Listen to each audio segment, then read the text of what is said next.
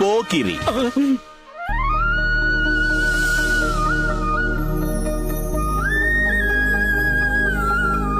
నేను భువనాన్ని మాట్లాడుతున్నాను. అరే మిర్చి పొడి.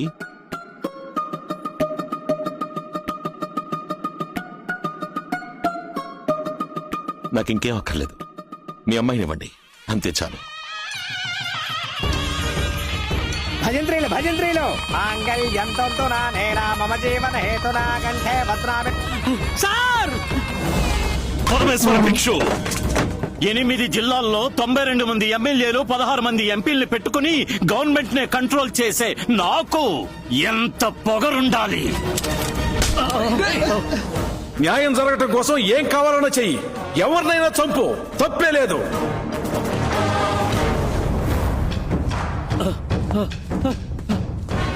ధైర్యం ఉంటే నన్ను అరెస్ట్ చేయరా. నిన్ను అరెస్ట్ చేస్తే ప్రాణాలతో ఉన్న వాళ్ళకి ప్రమాదం. నువ్వు చచ్చిపోయావని తెలిస్తే త్యాగమని నీకు విగ్రహం పెట్టి దాని కింద 10 మంది పరమేశ్వర భిక్షులు తయారవుతారు. ఈ పాటికి విజయవాడ మొత్తం నువ్వు పారిపోయావని అనుకుంటూ ఉంటారు. నువ్వు ఈ స్వామికి భయపడి పారిపోయావనే పోలీస్ రికార్డ్స్ లో ఉండాలి.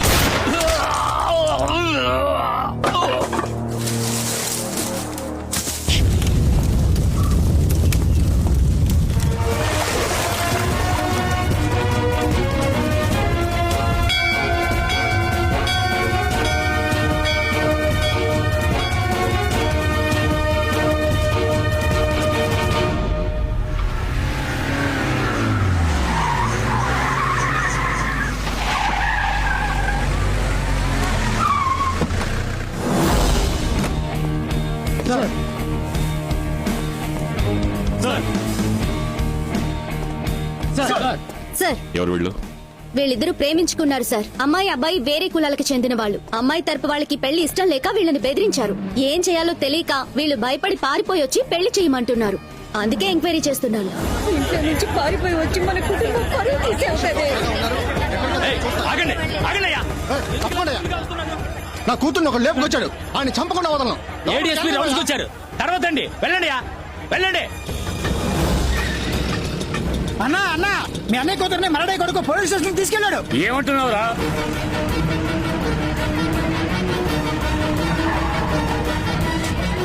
సార్, తప్పుకోండి అన్నా. ఏమైందన్నా? ఇలా చూడండి, వాళ్ళిద్దరు లవ్ చేసుకున్నారు. ఇద్దరు మేజర్స్. గొడవ చేయకుండా ఇక్కడి నుంచి వెళ్ళిపోండి. వసే పందికొక్కు, నీ కూతురు లేచిపోతే ఊరుకుంటావుటే?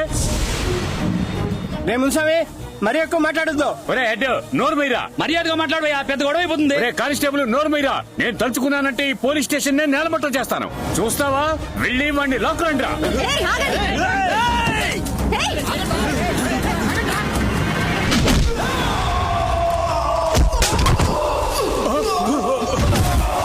ఎదవని నరికి తీసుకురండిరా.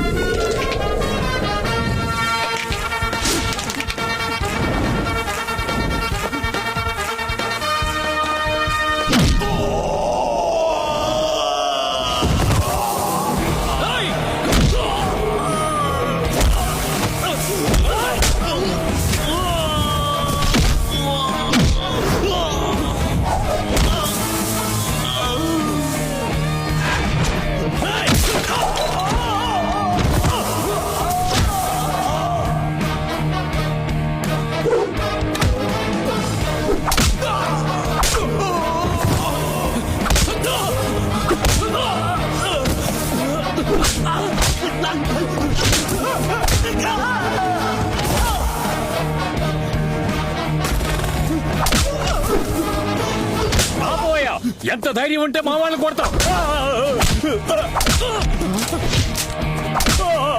ఆడవాళ్లతో ఎలా మాట్లాడాలో మీ అమ్మ నేర్పించాలా? పెద్దవాళ్లతో ఎలా మాట్లాడాలో మీ అబ్బ నేర్పించాలా? ఈయనెవరు? హెడ్డు అయ్యా, ఈవిడేమని పిలవాలి? Sub inspector? కట్టుకున్న భార్యనైనా రావే పోవే అని పిలవకూడదు. రామా పోమా అని మర్యాదగానే పిలవాలి. అసహ్యంగా లేదు మీకు? మిగతా కులం వాళ్ళని తక్కువగా చూస్తారా? నీచంగా అనిపించట్లా?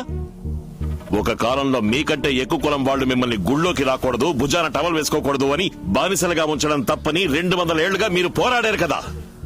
ఇప్పుడు అదే తప్పు మీరు చేస్తున్నారు. వాళ్ళందరూ మారుతున్నారు. మీరెప్పుడు మారబోతారు? రండమ్మా. ఈ నిమిషంలోనే నేను వీళ్ళిద్దరికీ పెళ్లి చేసి పంపించగలను. కానీ మీ ప్రేమకు మర్యాద ఇచ్చి నా పనిచేయడం లేదు. ఓమా ఓమా, మీరు కూడా తన ప్రేమకు మర్యాద ఇచ్చి వాళ్ళకి పెళ్లి చేయండి. అలా కాదని వాడు చెప్పాడు వీడు చెప్పాడని ఏదైనా తప్పుగా ప్లాన్ చేశారో వెళ్ళండి, జరగాల్సింది చూడండి. సరేనయ్యా.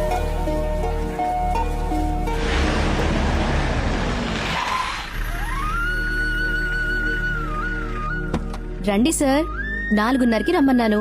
కరెక్ట్ గా 5:30కే వచ్చేసరే. ఏం లేదు మిర్చిపొడి, కడియం పోలీస్ స్టేషన్ లో ఒక పెద్ద ప్రాబ్లం. సరే. అందుకే ఒక చిన్న డిలే. నన్ను చూసి వెళ్ళడానికి విజయవాడ నుంచి నా ఫ్రెండ్స్ అందరూ వచ్చారు. హలో, కూర్చోండి కూర్చోండి. ఎలా ఉన్నారు? అందరం ఐఏఎస్ రాయడానికి అప్లై చేయబోతున్నాం. ఎల్లుండి లాస్ట్ డేట్. అందుకే బోనని వచ్చి అడిగాం సార్. తనేమో వద్దంటోంది. నాకు అర్థం కాల. తనకి కలెక్టర్ అవ్వాలని సార్ ఆశ. సడన్ గా పెళ్ళైంది కదా, ఇప్పుడు వద్దంటోంది. నాతో చెప్పనే లేదు. లేదండి, మీతో చెప్తే మీరు ఒప్పుకుంటారో లేదో అని సందేహం. అందుకే నువ్వు ఐఏఎస్ అవ్వాలని ఆశపడతావు. వద్దని చెప్పడానికి నేనంత దుర్మార్గపు మొగుడ్నా? నువ్వు సివిల్ సర్వీస్ రాస్తున్నావు. ఆ అప్లికేషన్ తన దగ్గరే ఉంది. నీ దగ్గర లోపలే ఉంది. సరే పో, వెళ్ళి తీసుకురా.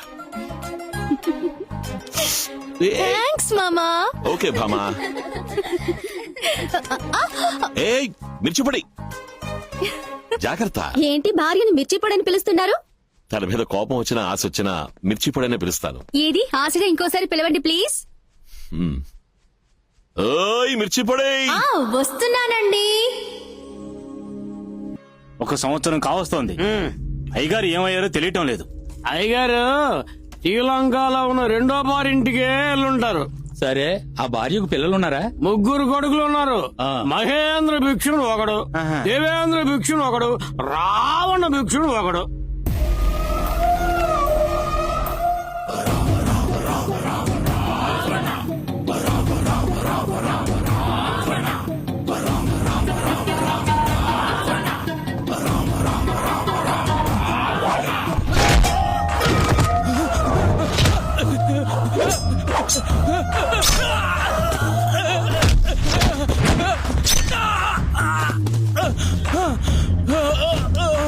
ఏమన్నావురా?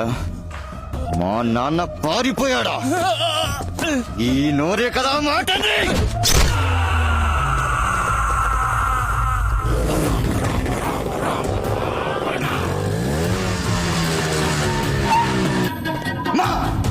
అమ్మా, మా నాన్న ఎవరికో భయపడి పారిపోయాడని ఊరంతా నన్ను చూసి ఎగతాళి చేస్తుంటే సిగ్గులకు కుర్చీ మీరు ఫోన్ చేస్తారా?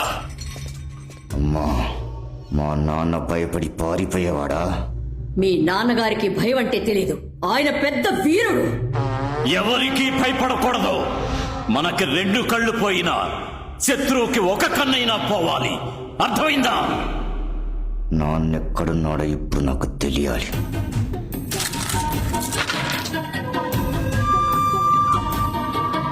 రావణ, ఇప్పుడు సమయం మనకి అనుకూలంగా లేదు.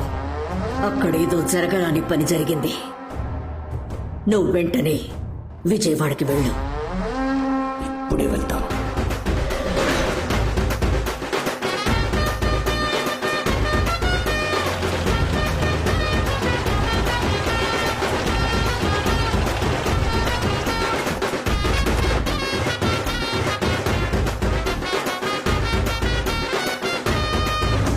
కృష్ణమూర్తి గారు, ఏం జరిగింది? మా నాన్నేమయ్యారు? స్వామితో గొడవ తర్వాత అయ్యగారి దగ్గర నుంచి ఏ కబురు లేదు బాబు.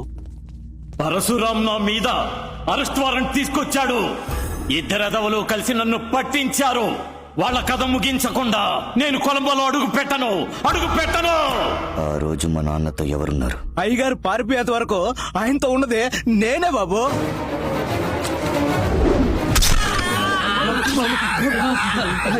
ఏంట్రా వాగుతున్నావు? మా నాన్న పారిపోయారు కదా. అన్నయ్య, వీళ్ళకు మన మీద మర్యాద ఉంది, కానీ భయం పోయింది. ఇప్పుడు ఇక్కడ కనిపించిన భయం, ఇదే భయం మొత్తం విజయవాడకి మనం ఇవ్వాలి. అన్నా, మా నాన్న కేసులో అప్రూవర్గా మారిన సత్యం ఏ జైల్లో ఉన్నాడు? ఇప్పుడు జామీన్లో బయటకు వచ్చాడు బాబు.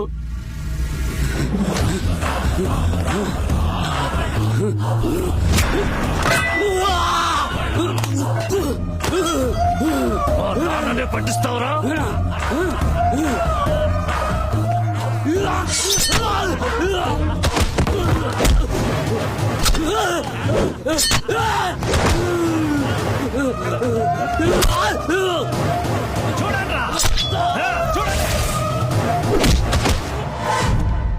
సార్, ఆ పరమేశ్వర భిక్షు ముగ్గురు కొడుకులు ఇప్పుడు విజయవాడలోకి వచ్చి అడుగు పెట్టారు. అప్పటి నుంచి ఎవరికి మనశ్శాంతి లేకుండా పోయింది సార్.